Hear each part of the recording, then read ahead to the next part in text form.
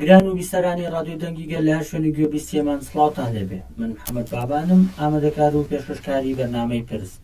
پرسی ئەم جارشمان تایبەتە بە پاسەوهێنانەوە بۆ داگیرکاریەکانی دەوڵەتی تورک لە باشووری کوردستان لەلایەن پەدەکەوە.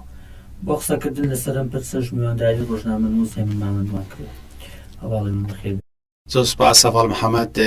دەستپێکی بەرنامەکە ڕێز و سڵاومێ بۆ هەموو بیسەری ئێمە لە هەر کوێی دنیا لە هەر کوێ کە گوێیان لە ئێمە دەبێ و دەمەوێت لە دەستپێکی بەرنامەکەشدا درود و ڕێز بۆ ئەو پیاوەیە بنێرم، بۆ مەرجی بۆ گیانی ئەم پیاوە بنێرم کە هەموو گیانی خۆی لە پێناو ئاشتیدا خەبات کرد. هەموو گیانی خۆی بۆ ئاشتی لە پێناو ئاشتیدا بەخت کرد. ئەویش بەڕێز سری سورەیە ئۆندەر و ڕۆحی شاد بێت و ئێمە لە شوێن پێی ئەو بەردەوام دەبین بۆ پێکەوە ژیانی گەلان بۆ سەرخستنی ئاشتی. پێوەست بەو بابەتە ئێمە دەزانین زیاتر لە دوو مانگێکە پێواژۆیەک دەست پێ کردووە لە پێناو ئەو خواستەی کە هەم ڕێبەرۆزەلان هەم گەلی کورد هەر چوار پاسوی کوردستان دەیەکەویش بابەتی پێکەوە ژیانی ئاشتیانەیە لە ناوچەکە لە ڕۆژهەڵاتی ناوەڕاست بە شێوەیەکی گشتیوە لە هەر چوار پاسوی کوردستان بە تایبەتی. لە دوای زیاتر لە دوو مانگ لە دەستپێکی ئەو پێواژۆیە یاخود ئەو پرۆسەیە ئێمە دەزانین دەوڵەتی داگیرکاری تورک بەردەوامە لە هێرش و بردومانەکانی و لە بەرامبەر ئەوەشدا لە باشووری کوردستان بەداخەوە پەدەکە خۆی لە سەروبەندی دەستپێکی پێواژۆکەیە زۆر باسییان لەوە کرد کە لەگەڵ پرۆسەکەیان، بەڵام ئێمە دەزانین لە بەردەوامی ئەو پرۆسەیە پەدەکە زۆر کات پاساو بۆ هێرشەکانی دەوڵەتی تورک دێنێتەوە. لەگەڵ لەسەر ئەو پرسا ئەمەوێت سەرەتا کۆمیتی بەڕێستان. دیارە گەلی کورد بە درێژایی مێژوو و وەک دەڵێ خوا و مێژوو شایدە کە گەلێکی ئاشتی خواز بووە، هەمیشە لەسەر خاک و نیشتمان و ئاو هەوای خۆی ژیاوە و جگەلەوەی کە دەستی بۆ هیچ خاچی بستە خاچی هیچ نەتەوەیەکی تر نەبردو، بەڵکو نەتەوەکانی تری لە سەر خاچی خۆی حەواندۆتەوە، نەتەوەکانی ترگەلانی تری لەسەر خاکەکەی خۆی هاریکاری کردوون و پێکەوە ژیاون. گەلی کورد هەمیشە باوەڕی بە پێکەوە ژیان هەیە و لە مێژووی خەباتی نزیکەی 50 ساڵەی خەباتی ڕێبەر ئاپۆ و هەواڵانی ڕێبەر ئاپۆ گەلی لە ئازادی خوازەکان هەمیشە کورد شەڕی کردووە لە پێناو پێکەوە ژیان، لە پێناو کۆمەلگای دیموکراتیک کە ئەمە دروشم و ئامانجوو خەباتی گریلا و ڕێبەر ئاپۆیە کە چەندین ساڵە لەو پێناوەدا خەباتی بۆ دەکات. ئێمە گەر بگەڕێنەوە بۆ کۆتاییەکانی 2024 دیارە ڕێبەر ئاپۆ یەکەم دیداری دوای 3 ساڵ لە گۆشەگیری دیدارێکی لە کۆتایی ساڵی 2024 ئەنجامدا. هەڵبەت ئەم دیدارە بوو بە جێگەی دڵخۆشی هەموو گەلانی ناوچەکە و لەسەر ئاستی نێودەوڵەتی ڕێکخراوی نەتەوەی گرتوەکان و کۆشی سپی و یەکێتی ئەوروپا پێشوازی لێکرا و دەمێ ئەوەش بڵێم یانی ئەمە ئەم مەسلەی ئاشتی ئەگەر کە کورد خەباتی بۆ دەکات، بەڵام ئەم جاریان لەسەر داخوازی خۆیان بوو، لەسەر داخوازی کەسێکی نەژاد پەرستی، تورک پەرستی، ڕەگەز پەرستی وەکو دەوڵەت باخچەلی بوو. هەڵبەت ئەم داخوازی دەوڵەت باخچەلیش وەک دەڵێ لەبەر خاتی چاوی ڕەشی کورد نەبوو، بەڵکو لە ترسی پەردبوون و دووکەربوونی دەوڵەتی تورکیا بوو بەپێی ئەو نەخشەڕێیی کە لە ڕۆژهەڵاتی ناوەڕاست ئەمریکا، ئیسرائیل، سعودیا سەرمەشقی دەکەن و کاری بۆ دەکەن. ئەوان بۆ ڕێگرتن لە کردبوون و پارچەبوونی تورکیا هاتن دەوڵەت باخچەلی داوای کرد کە ڕێبەر ئاپۆ پەکەکە هەڵبۆشێنێتەوە بێت لە پەرلەمان با ڕێگەی چارەسەری سیاسی و ئاشتیانە کێشەی کورد هەڵ بکات چارەسەر بکرێت دیارە ڕێبەر ئاپۆش وەک هەمیشەکە گوتمان خەبات دەکات بۆ ئاشتی و گەلی کورد گەلێکی ئاشتی خوازە ئەم دەست پێشخەری دەوڵەت باخسەلی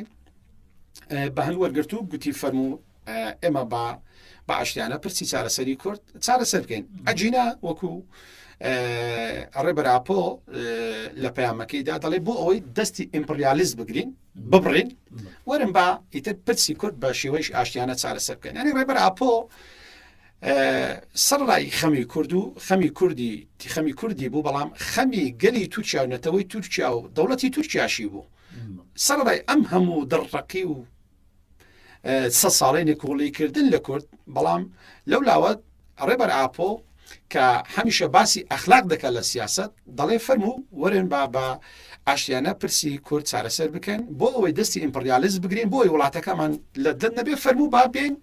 کێشەی کورد بە شێوازێکی سیاسی و یاسایی چارەسەر بکەن هەروەک لە پەیامەکەیدا دەڵێت پەکەکە خۆی هەڵبۆشێنێتەوە فارزە دوای ئەوەی کە پرسەکە گۆڕا باردۆخەکە گۆڕا بۆ سیاسی و یاسایی و لە بەرامبەر ئەم داخوازەی ڕێبەر ئاپۆوەکو باسمان کرد ئەوەی کە دەوڵەت باخسەلی خۆی دەست پێشخەری کرام جارە پەکەکە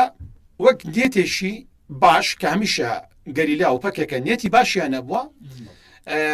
ڕێزی لە پەیامەکەی ڕێبەر ئاپۆ گرت لە یەکی ئادار لە یەکی سێ ئەمساڵ ئاگربەستی تاگلایەنەی ڕاگەیان بەڵام لە بەرامبەردا دەوڵەتی داگیرکاری تورکیا ئەم هەلەی قۆستەوە هەمیشە ڕۆژانە هێرشەکانی بۆ سەر گەری لە ئازادی خواست بۆ خەڵکی سڤیل لە بەنداوی تیشری لە باشووری کوردستان بەردەوامە ئەمە چیمان پێ دەڵێ ئەمە پێمان دەڵێ کە دەوڵەتی داگیرکاری تورکیا نێتی ئاشتی نییە و ئەگەر با بڵێن بە بۆچوونێکی تر بچین وەکو لە بەیاننامەکەی هەپەگەر دەڵێ بازنەیەکی سوور هەیە کە لە ناو سوپای تورکیا لەگەڵ ئەوە نیە کە پرسی کورد بە شێوازێکی سیاسی و ئاشتی چارەسەر کرد دیارە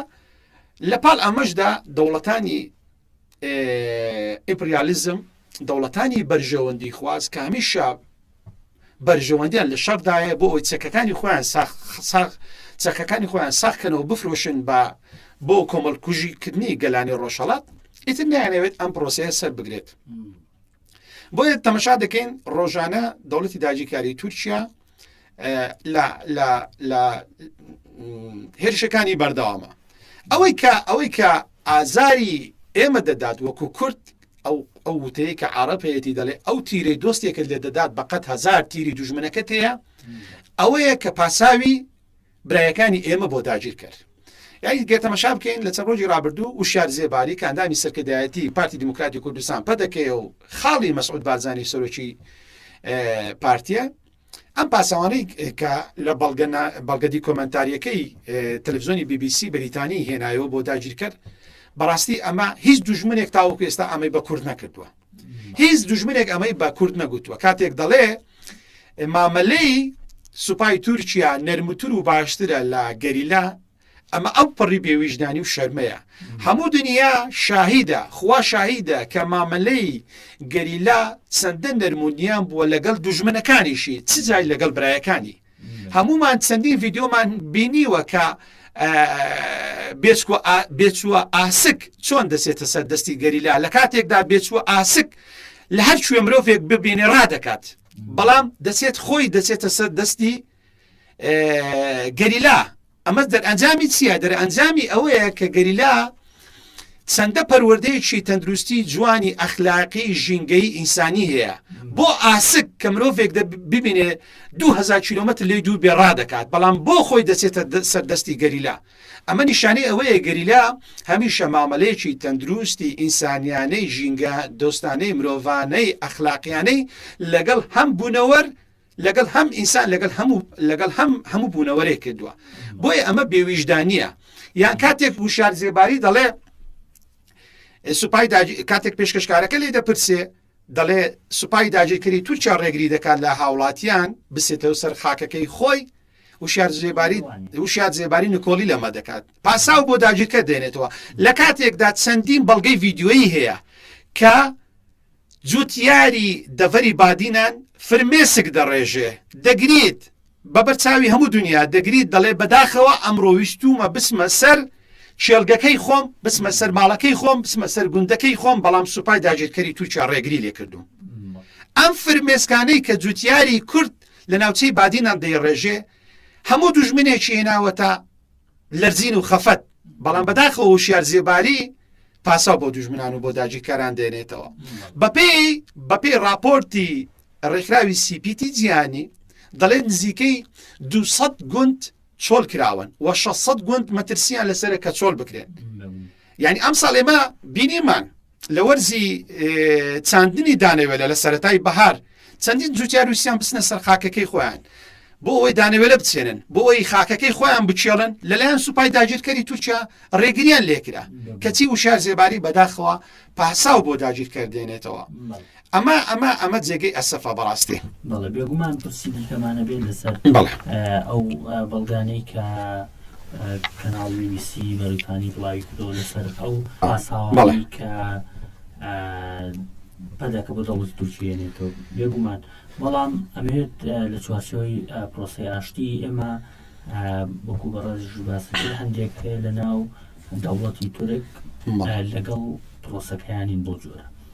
بەڵام لە دوایەوەی کەم پرۆسێ دەستی پێکرد بە تایبەت لە ناو کورد لە چوار پاسوی کوردستان و بە تایبەت لە ناو باشەوری کوردستانیش هەموو گەل بە هیوای ئەوە بوون کە یەک ڕیزی وکێتی چەند جارێک شاندی ئیمرالی هاتە باشووری کوردستان بەڵێ هەمووان پاڵپشتیان کردو بە پەدەکەشەوە کە پاڵپشتی بابەتێکی لەو جۆراکەن کە ئەم پرۆسێ بچێتە پێشەوە بەڵام لەلایەک ڕێگریکردن وەکو بەڕێزی باس کرد لە گوندنشینان بۆ جۆرەکە بێگومان ناکرێت لەژێر بەڵگە و ئۆکەی پەدەکەیان نەبێت بە هەمان شێوە ئێمە دەزانین لەگەڵ ئەوەش لە چوارچێوەی ئەم پرۆسەیە پەدەکە خەریکی دروستکردنی ئاستەنگ و ڕێگریە لە گەریلاکانی ئازادی وەکو لە پێشترا چۆن ڕێگای بۆ لێدا و جادەی ئەکرد و بەربەسی بەسەکرد لە ئێستاشدا هەمان شتەکە وشی بینیمان بۆ ڕێزیت باست کرە و ڕاگەێنراوی هەپەگە بوو کە وەکو هۆشداریەک و ئاگاداریەک بۆ پەدەکە کە ئەوانش دەتوانن هەرچیان بیوە لە دۆخەکە تێگەن چۆنە بەڵام دەزانین پەدەکە بەو جۆرە مامەڵاکە لە سەر ئاستی میدیاکان لەسەر ئاستی باڵای حیزب بۆ لەسەر ئاستی بەرپرسانی لە نێو حکوومەت کە وەکوی بڵێن نمایندەی حکوومەت دەکەن پاڵپشتی لە پرۆسەکەکەن بەڵام لە ژێرە وەکو حیزب وەکو بەرژەوەندی و بنەماڵە لە ویستی گەلی کوردستان یاخود لە ویستی گەل ئەدەن لە جێبەجێکردنی مافەکانیان ئەمە خوێندنەوەی چۆنی بۆ کرد بەڵێ دەمەوێت ئەمە بڵێم ینی کەسانێکان لە ناو پەدەکە کە کوردی خاوەن ڕوومەتن هەرچەندە زۆر کەمن ئەمانە بەڵام با ئینسان وە خۆی قسە بکات ینی هەندێکان ینی ئێمە لێرە و لێوێت دەبیستینەوە کە لەگەڵ ئەم سیاسەتەی بنەماڵی بارزانانی نین هەڵبەت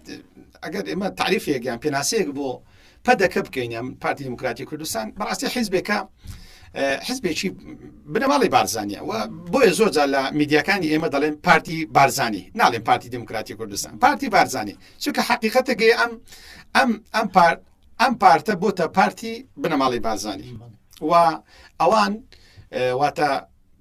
بارزانی باوەک مەسعود بارزانی و کوڕانی و لەو لاشەوە نێچیروانی زاوای و برازاشی دەستیان بەسەر هەموو جونگەکانی ئەم حیزبە داگرتووە مەسەلەن مەسعود بارزانی سەرۆکە مەسرۆڕی کوڕی جێگرا و جێگری دووەمیشی جێگری یەکەمی نێچیروان بارزانیە کە برازایەتی مەسرۆڕیش کە کوڕێتی جێگری دووەمیەتی بۆیە لەناو پارتی خەڵکانێک هەنە ینی ئەگەر تەماشا بکەین لە دیداری سلێمانی کە لە مانجی ڕابردوو لە سلێمانی ئەنجام درا تەماشامان کرد بینیمان ڕێبەر ئەحمەد کە وەزیری ناوخۆی کابینەکەی مەسرۆڕە قسەکانی پۆزەتیڤ بوو کاتێک لیان پرسی لەبارەی ئەوەی کە پەکەکە تیرۆریستە و لە ناو خاچی کوردستان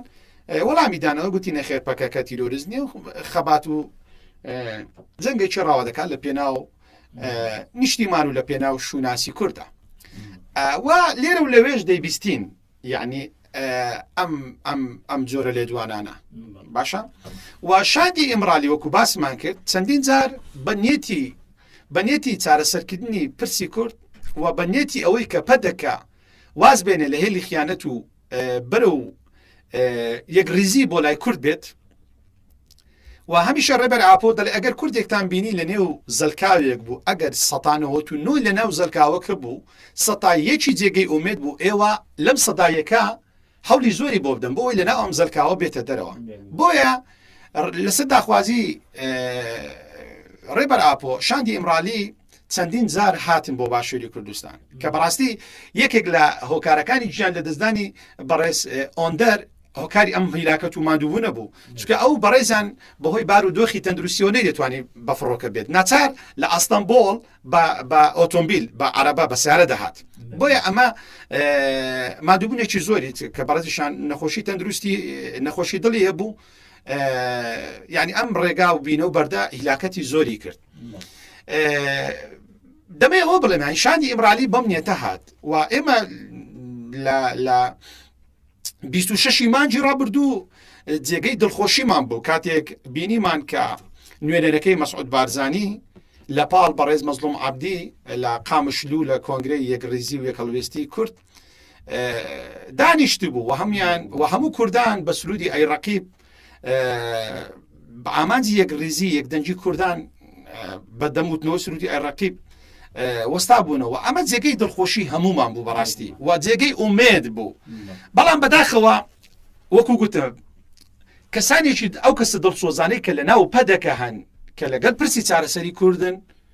دەسەڵاتیان نییە یان ڕۆلیان پێ نادرێت یان دەچەوسێندرێنەوە یان سەرکوت دەکرێن یان بێدەنگ دەکرێن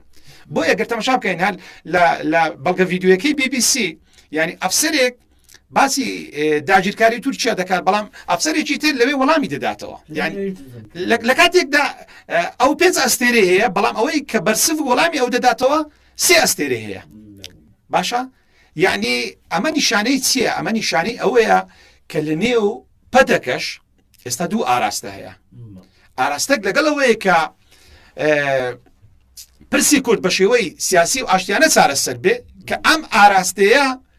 کە کوردی خاوەن ڕوومەتن ڕۆلیان پێنادرێت سەرکوت دەکرێن وەکو لە بەڵگە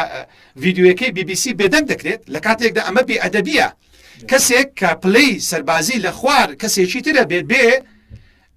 قسەی ئەو بە درۆ بخاتەوە ئەمە لە ڕووی سەربازیەوە دەبێ ئەم کەسە سزا بدرێ بەڵام لەبەر ئەوەی ئەو کەسێکە لە هێلی خیانەتەوە پاڵپشتی ماڵی بارزانی هەیە بۆیە ناترسێ دێ وەڵامی دەداتەوە کەواتە ئەمە چیمان پێ دەڵێ لەناو پارتی دوو ئاراستەیە وەکو گوتم ئاراستەکە لەگەڵەوەی کە پرسی کورد بە شێوازی ئاشتیانە چارەسەر بێت و ئاراستەیەکی تریش کە وەکو گوتم خێزانی بنە ماڵی بارزانانی و دەستیان بەسەر جومگەکانی ئەم حیزبە داگرتووە دەخوازن دۆخەکە بەردەوام بێت یاخود بە دیوێکی تر ئەوان تەمەشای بارودۆخەکە دەکەن لەبەرەوەی ئەوان بێ ئیرادەکراون بێ چارە ماونەتەوە خاوەنی خودی خۆیان نەماون بەڵکو لەشکری داگیرکەر و ئەردوغان دەیان سۆڕێنێ بۆیە هەر کاتێک ئەردۆغان گوتی یەڵە ئاشتی ئەوانیش دەرێن باشە ئۆکەی ئاشتی هەر کاتێک ئەردۆغان گوتی یەڵە شەڕ بنەماڵەی بارزانیش دەڵێن شەڕ بۆی ئەمە زۆر مەترسیە ئەم دوو فاقی دوو ڕوویە زۆر مەترسیە پێویستە دەنگە دڵسۆزەکان کوردە خاوەن ڕوومەتەکانی ناو پەدەکە ڕۆلیان هەبێت و ڕێگری بکەن لەمە چونکە ئەمە مەسلەی پرۆسی ئاشتی بە تەنیا گرێدراو نییە بۆ سەرپەکەکە بە تەنیا گرێدراو نییە بۆ چەند کەسێک پرۆسی ئاشتی یان چارەسەرکردنی پرسی کورد بە شێوازی سیاسی و ئاشتیانە بۆ هەموو کووردە ئەمە پەیوەستە بە نەتەوەیەک و مێژوو ئەمە تۆمار دەکات مێژوو ئەمە تۆمار دەکات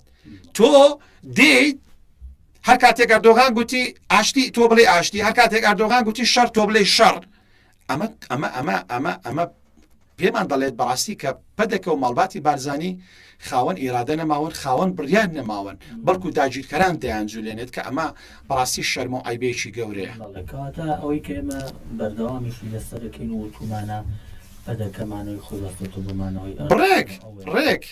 ئەگەر ئەردۆغان مایەوە ئەوان پێیان وایە ئەگەر ئەردۆغان و ئاکەپە مایەوە ئەوانش دەمێنەوە ئەگەر ئەردۆغان و ئاکەپە نەمان ئەوانیش نامێنێت لە کاتێکدا ئەوان دەتوانن ئەگەر ئەردۆغانیش نەما بمێننەوە بەڵام بە پاڵپشتی کورد واز بێنن لە خیانەت واز بێنن لە سیخوڕی و کەواسووری بە لەشکری داگیرکەر چونکە پشتبەستن بە داگیرکەر پشتبەستن بە دوژمن وەکو ئەوە وایە تۆ پشت بە هەوا ببەستیت هەر کاتێک دوژمن ئیشی پێت نەما ئیتر شەقێکی وەکو کوردەواری دەڵێ شەقێکی تەڕت لێ هەڵدەدا و ئیتر تۆ بێچارە دەمێنێتەوە و وەکو حەسەن خەیرەکان مێژوو نەفرەتت دەکات مانباسی مێژوو و هەر هەنگاوێک کرد کە بێگومان مێژوو تۆمارێکە بە هەر لایەنێکا بێت مێژوو سڵ لە کەس بەڵێ وەکو میزانەیە شەرم لە کەس ناکە وەکو تەرازووە تای تەرازووە بڵێ ئێمە لە ماوەی ڕابردوو ناشگەڕێنەوە بۆ مێژوو لە ماوەی ڕابردوو چەند مانگێک یاخۆ چەند ڕۆژێک بەر لە ئەو پێواژۆی کە دەستی پێ کرد ئێمە باسی ئەومان دەکرد کە بۆ نمونە دەوڵەتی داریکەری تورک ژمارەیەکی بەرچاو بنکە و بارگای دروست کردووە بەدەکەن کۆڵی لێ کرد بە هەمان شێوە ڕێکخراوی CPT ئەمریکی ئەیوت ئەوەنە 86 بارەگا هەیە ئەوەنە بارەگا دروستکراوە بەدەکە نکۆڵی لێکرد و بە هەمان شێوەش هەر لەو بەڵگە فیلمەیە پێشکەشکارە ژنەکە دەڵێ ئێمە لە ڕێگەی مانگی دەستکردەوە هەموو بنکە و بارەگای سەربازی دەزانی لەکوێیە یعنی پێشکەشکارەکە بەرگری لە کورد دەکات بەرگری لە پەکەکە دەکات بەرگری لە کورد دەکات بە بەڵگەوە هەڵبەت پێشکەشکارەکە زۆر ئێمە دەزانین ئەم کەناڵی یان ئاژانسی BBC بەریتانی ئاژانسێکی با بڵێن بە ئەزمونە ینی چەندین ساڵە ینی گەورە ڕۆژنامەنووسەکانی دنیا لەم دەستگایە دوازار سیاسەتمەداری گەوریان لێکەوتوتەوە و قسە بەلاش ناکەن و بەبێ بەڵگە و دیکۆمنت قسە ناکەن بڵێ کەواتە لە دوای ئەو خستنە ڕۆی بەڵگانی کە لە فیلمەکە هەیە میژویستم باسیەوە بکەم تەنانەت ئەو بەرپرسەی کە لەژێر ناوی پاسەوانی سنوور و سەر بە پەدەکەی قساکان لی دەپرسێت ئەڵێت کە بارگایکی وانی ئێمە بزانین شوێنەکەی بەڵام دوجار کە باز لەوە ئەکات ئێوە بۆ بە دووری 100 کیلۆمەتر لە سنوورەکانەوە جێگیر بوو وەکو پاسەوانی سنوور باز لەواکە کە و شوێنێکی محەڕەمەیە و بەوەی بنکە و بارگەکانی تورکیا ئەم دووفاقیەتە لە سیاست پێوانە بێ ئەمە هەنگاوێک بێ بە خۆداچوونەوەی پەدەکە میلانی کەم لەو چوارچوویکان پرۆسەیە هەیە لەبەری کووردا بمێنێتەوە ئەو حقیقەتانی کە ئاشکراکەن قبولیکە بڵێ وەکو گوتمان مێژوو ڕەحم بە کەس ناکات و ئەمڕۆ سەردەمی جیهانگیری و عەولەمەیە ئەمە سەردەمی حەسەتەکان نییە ئەمڕۆ یەک دینە کامیرەی سینەمایی پێشکەوتوو هەیە ئەمڕۆ مانگی دەستکرد هەیە یعنی وەکو باسمان کرد پێشکەشکارەکەی BBC ئەو خاتونەکە ئەو ژنە پێشکەشکارەکە بە بەڵگەوە قسە دەکات لە ڕێگەی دەڵێ ئێمە لە ڕێگەی مانگی دەستکردەوە دەزانین چەند بنکە هەیە و بە پێی ڕێکخراوی بەپێی راپۆرتی ڕێکخراوی CPT جیهانی کە ڕێکخراوێکی جیهانی مەشهورە و محتەریفە دەڵێ 86 بارگای دەوڵەتی داگیرکاری تورکیا و پەرلەمانی عێراق باز دەوە دەکات کە سوپای دەوڵەتی داگیرکاری تورکیا بە قوڵایی زیاتر لە 30 کیلۆمەتر هاتووتە ناو خاچی کوردستان باشە و ئەگەر پەدەکە شەرم ناکاو پەدەکە دەوێت ڕاستیەکان بخاتە ڕوو فەرموو بە چەندین میدیا و کەناڵی دنیا بابێ ڕێگە بە کەناڵەکان ئێمە بدە ڕێگە بە پەیامنێر و کامیرەمەکانی ئێمە بدا وەکو چاپەمەنی ئازاد بۆ ئەوەی بچین حقیقەتەکە ڕوونکەینەوە بۆ ئەوەی بڵێن بۆ ئەوەی بنکە و بارەگاکان یەک تەسوورکەین بۆ وشیا زێباری بۆ مەسعود بارزانی خاڵی بنێرین خوشکە زای بنێرین ئەم قسانە ئەم پاساوهێنانەوە بۆ دوژمن جگە لە شەرمەزاری جگە لە ڕیسایی هیچت بۆ نایەلێتەوە. یعنی ئەمڕۆ هەمومان دەزانین وەکو گوتم 86 بارەگای دەوڵەتی داگیرکاری تورکیا ئەمە راپۆرتی پەرلەمانی عێراق پێمان دەڵێ ڕێکخراوی ئێمە نەمان گوتووە و ئەوەی دەوڵەتی داگیرکاری تورکیا دەیکات لە ماوەی 40 ساڵی ڕابردوو و 20 ساڵ لەم 4 ساڵە کە وەکو لە بەیاننامەکەی هەپەگەدا هاتووە ئەم 4 ساڵە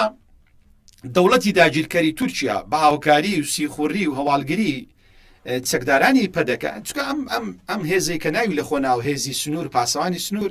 بەڕاستی من ڕێزمەیە بۆ خێڵ و عشیرەتی زێباری هەمویان لەم خێلن لە عشیرەتی زێبارین و ئەم لیستە پارتی نردوێتی بەغدا دابمەزرێن بە ناوی حرس حدود سوپای سنوور لە کاتێکدا هەمویان چەکداری پەدەکەن و فەرمان لە پەدەکەوە دەگرن و لە نێو پەدەکەشدا فەرمان لە ئەفسەری تورک و داگیرکەر وەردەگرن. یعنی ئێمە زانیاریمانەیە هەندێک جار ئەم ئەفسەرانە ناگەڕێنەوە بۆ سەری خۆشیان لە ناو پەدەکە بەڵکو بڕیان لە ئەفسەرانی تورک وەردەگرن. بۆیە ئەم پاسا ئەوەی کە من ویستم بڵێم یعنی بەیاننامەکەی پەگە باز لەم بەرخودانە بێوەینەی گەریلا دەکات لە زاب و گارە. یعنی دەمەوێت بۆ بیسەری خۆمان ڕوونکەینەوە بۆچی دەوڵەتی داگیرکاری تورکیا و پەدەکە ئامانزیانە 4 ساڵە با هەموو چەکی کیمیاوی چەکی فسفۆر لە گەریلا دەدەن لەم ناوچەیە دەدەن بۆ ئەوەی بگەن بە لووتکەی چیایی گارا و زاب چونکە چۆن بۆ کورد زاب و گارا گرنگە و زاب و گارا پاراستنی ڕەوایەتی شوناسی کوردە لە هە 4 پارچەی کوردستان بۆیە زاب و گارە بۆ دەوڵەتی داگیرکاری تورکیاش گرنگە بۆ پەدەکەش گرنگە بۆیە هەمیشە دەیانەوێت دەستیان بگا بەم ناوچەیە و هەر کاتێک زاب و گارە کەوت کە ئەمە خەونێکی مەحاڵە ناکەوێ هەر کاتێک خوا نەخواستە زاب و گارە کەوت ئیتر شوناسی کوردیش دەکەوێت بەهۆی دەوڵەتی داگیرکاری تورکیا بەهۆی خیانەتەوە. بێگومان لەم چوارچێوەشدا ئەوەی کە ئەرک و بەرپرسایەتی یەکێتە سەرشان حکوومەتی عێراقە بۆ نمونە لە دوای ئەم بەڵگەیە ئێوە بۆمان دەرکەوت بێتوانایی دەوڵەتی عێراق لەسەر ئەم سنوور بەزانەی تورکیا چۆنە ئەو ماوە زۆرە هەیەوە زانیشمان کە هێزەکانی بەناو پاسەوانی سنوور کە فەرمان لە هێزە چەکدارەکانی عێراق وەردەگرن جۆرەیەک مامەڵە لەگەڵ دەوڵەتی تورکیاکەن و لە هەمان شێوەشدا ئەمما بەرپرسیارەتیەک گەورە ناخاتە سەر حکوومەتی عێراق کە هیچ پاسارێک نەماوە بۆەوەی کە وڵاتێکی دراوسێ خاکەکەی داگیر کردووە. تۆ وەکو دەوڵەتی عێراق کە خۆت بە خاوەن سیادە و سەر بەخۆی خۆتەزانی ئێستا بەڵگەیەکی گەورە لەبەردەستدایە بە تۆماری ڤیدیۆیی بە هەموو لە حقیقەتدا ینی دەوڵەتی عێراق ینی سەروەریەکەی خۆی لەدەست نەماوە بەڕاستی لە عێراق تاوەکو ئێستا کە شەڕی تایفی و شەڕی مەسەبەکان بەردەوامە و شەڕی بەرژەوەندیەکان بەردەوامە. ینی گرتەمەشا بکەین مەسەلەن ئەگەر حکوومەتی قوڵی عێراق کە ئێستا با بڵێن لە دەست ئەوانەیە کە سەر بە مەسەبی شیعەگەرایین بەڵام لەو لاوە با بڵێن منافەسەیەک یاخود ململانەیەکی قوڵی شەیە لەگەڵ ئەو سەرکردانەی کە لە مەسەبی سونەگەرایی لە مەسەبی سونە بەدیدی ئەوانەی کە لە مەسەبی سونەن کە بە تایبەتی ئەم سنوورە با بڵێن ناوچەی با بڵێن دەشتی نینەوە و لەو لاوە با بڵێن لە ناوچەی ڕەبیعە و ئەم ناوچەی و هەتا پەدەکە ئەو سنوورەی کە لە دەست پەدەکەیە لە بادینە لەم ناوچەی زاب و گارە عقلیەتی حکومڕانی وایە لە عێراق و لەلایەن پەدەکە مەسەلەن لەبەرەوەی دەوڵەتی تورکیا بە حساب سەر بە مەسەبی سونەیە ئەوان کێشیان نییە مادەم ئەم تورکیا سەر بە مەسەبی سونەگەراییە کێشەک نییە بابێ هەل لە داخی ئەم حکوومەتە شیعەگەرایی کە شیعە لە عێراق باڵا دەستە با تورکیا بێت 30 کیلۆمەترنا با 50 بێت 50 با 100 بێت. یعنی ئێستا عربی سنە کە دووەکو گوتم لە دەشتی نینەوە مووسڵ ئەو ناوچەیە لە بەعشیقە و لەو ناوچەیە ببوورە لەسەر مەزهەبی سونەن پێیان خۆشە مەسەلەن کێشیان نیە تورکیادا تا چوو دێ بابێ لە داخی ئەو حکومەتەی ناوەند کە شیعە باڵا دەستە بۆیە ئەم ململانەیەی و هەڵبەت بەرژەوەندی ئابوووریەکان ڕەنگە دەیان سەرکردەی سونە لە عێراق مەسەلەن بەرژەوەندی ئابووری لەگەڵ ئەردۆغان و زاوەکەی هەیە لەگەڵ پەدەکە و بارزانی هەیە و سوپای عێراق سوپایشی تاوەکو ئێستا نیزامی دیسپلین نییە تاوەکو ئێستا کە میلیشیا بڕیار دەدات مەسەلەن ئەمە میلیشیای بەدرە ئەمە حەشدی شعبیە مەسەلەن ئەمە سەر بە خەمیس خەنجەرە ئەمە نانی ئەمە وای کردووە ئەم سوپایە نەوتوانێت ڕوبەڕووی داگیرکاری ببێتەوە و لەلایەکی تریشدا عێراق کێشەی ئاوی هەیە و هەر کاتێک مەسەلەن لە ڕوبەڕووی تورکیا ببێتەوە وەک دەڵێ لە تورکیا تۆند کات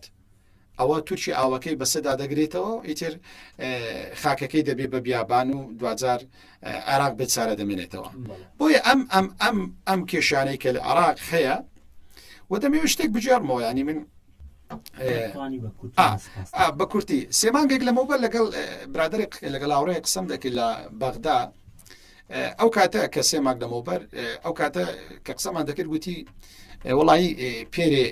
محەممەد شع سوودانیم بینی و گوتوێتی محەممەد شع سوودانی گوتی وڵی من دەزانم گەلی کورد گەلێکی باشە گەلێکی مەزلومە زۆرمی لێ دەکرێت و ئێمە حەزناکەین کێشەمانە بێ حەزناکەی موچیان بۆ نەنێرین بەڵام بەڕاستی ئەم حکومەتێک کە لە هەولێر هەیە حکومەتێکە تێکەڵەیەکە پێکاتەیەکە لە مخابراتی موساد و میت و CIA هەر ڕۆژێک کێشێکمان بۆ دروستەکەن ڕۆژێک داعشمان بۆ دێنن ڕۆژێک سوپای داگیرکەریمان سوپای داگیرکەری تورکیامان بۆ دێنن نازانین بەڕاستی چیان لێ بکەین یعنی بەداخەوە ئەو حکومەتێک کە لە هەولێرەیە حکومەتێکە ڕێکدانەوەی حکومەتێکی کوردی نییە دەرئەنجامی هەڵبژاردن نییە دەرئەنجامی خوێنی شەیدان و 182,000 ئەنفال و 5,000 هەڵەبجە نییە بۆیە زۆرجار حکومەتی عێراقیش بەرامبەر بەم پێکاتە لە مخابراتیەی کە لە هەولێر دروست بۆ بێت چارە ماوەتەوە بەڵێ بێگومانە پرسە زۆر هەڵەگرێت وە ناتوانین لە ماوەی کاتژمێردا متوانین شتێکی تەواو ئەکید بەدڵنیاییەوە بەڵام لەگەڵەوەشدا زۆر سپاس بۆ بەڕێز سێمن مامن ڕۆژنامەنووس سپاس بۆ ئێوەش هیوادارین سپاس بۆ ئێوەش جارێکتر ڕۆحی ئۆندەر و هەموو شەیدانی ڕێگەی ئازادی و ئاشتی شاد بێت سپاس بۆ ئێوەش سپاس بۆ ئەوانەی کە کاتیان هەبوو گوێمان لێ بگرێن ماڵتانەوە زۆر سپاس بۆ بەڕێزشت بەڵێ بەڕێزان زۆر سپاس بۆ شتا کوێ سەبی سەرمان بوون تا پرسێکی دیکە ئاسوودە بوو